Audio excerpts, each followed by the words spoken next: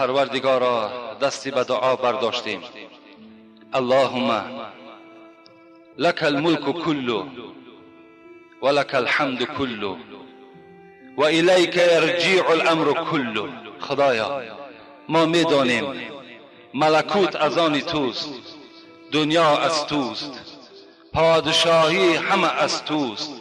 خدایا حمد و ستایش و تعریف فقط زیبنده تو هستی. و خدای مهربان حکمها امرها هم در دنیا و هم در قیامت همه به سوی تو بازگشت دارد.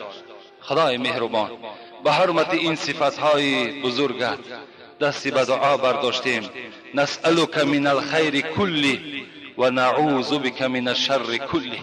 خدایا تمام آن عملهایی که خیر است، تمام آن عملهایی که در او رضاگی تو هست، خدایا ما را به سوی اون عمل روانه بگردان. و خدایا تمام آن عملهایی که بد است و غضب تو در او پیدا می‌گردد، خدایا ما را از آن عملها باز بدار. اللهم مصرف القلوب صرف قلوبنا علی طاعتک. خدای مهربان تو دگرگون کننده دلها هستی. خدایا دلهای ما را به طاعت خود دگرگون بگردان.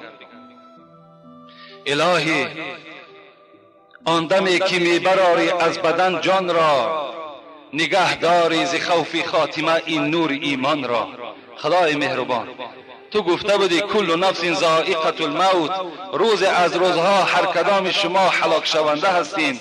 خدایا روزی که جان ما از بدن ما جدا میگردد، خدایا با نور ایمان سفر کردن و بر هر یک جمعیت ما موفق بگردانی.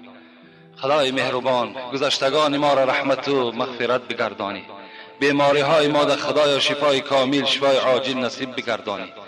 فرزند طلب ها باشد خدایا فرزندهای سالم و صالح نصیبشان بگردانی. خدایا محبت خودت را، پیغمبرت را، اسلامت را، قرآنت را در دل همه ما بندگانت باز هم زیادتر جایگیر بگردان. ربنا آتنا في الدنيا حسنة وفي الآخرة حسنة وقنا عذاب النار برحمتك يا أرحم الراحمين.